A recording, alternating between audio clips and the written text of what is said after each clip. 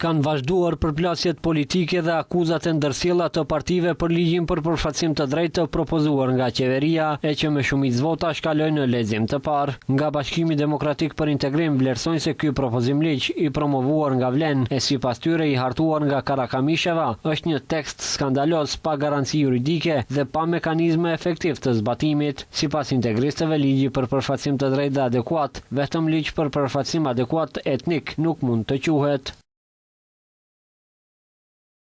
Veçanërisht, shqetësues është fakti se ligji nuk parashikon kuota etnike, nuk krijon mekanizma institucional për garantimin e zbatimit dhe nuk përmban asnjë sankcion ndaj institucioneve apo drejtuesve që zgjedhin të mos respektojnë atë. Pashë problematik është ndryshimi i filozofisë së përfaqësimit. Me këtë propozim, meritokracia vendoset si kriter primar, ndërsa përkatësia etnike si kriter dytësor.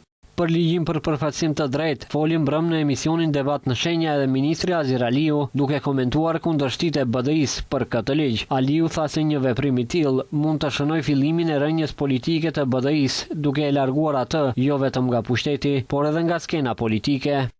Kjo do të jetë historike për BDI dhe mendoj se do të jetë hapi i parë për të shkuar në histori përgjithmonë, jo vetëm në opozit BDI-ja, të jesh kundër një ligji për të definuar procese kombëtare është më shumë se sa vetvrasje politike dhe po të më pyetni si politikan, uroj që ta bëjnë këtë dhe uroj që t'jem përpara dhe uroj që të dali dhe sa më shumë të ne hapin material neve si qeveri. Ndonse ka kaluar në lexim të parë, bllokim të ligjit përmes amendamenteve kanë paralajmëruar nga Bashkimi Demokratik për Integrim në fazën e dytë të ligjit, gjatë debateve që do të organizohen në kuvent për këtë propozim ligj.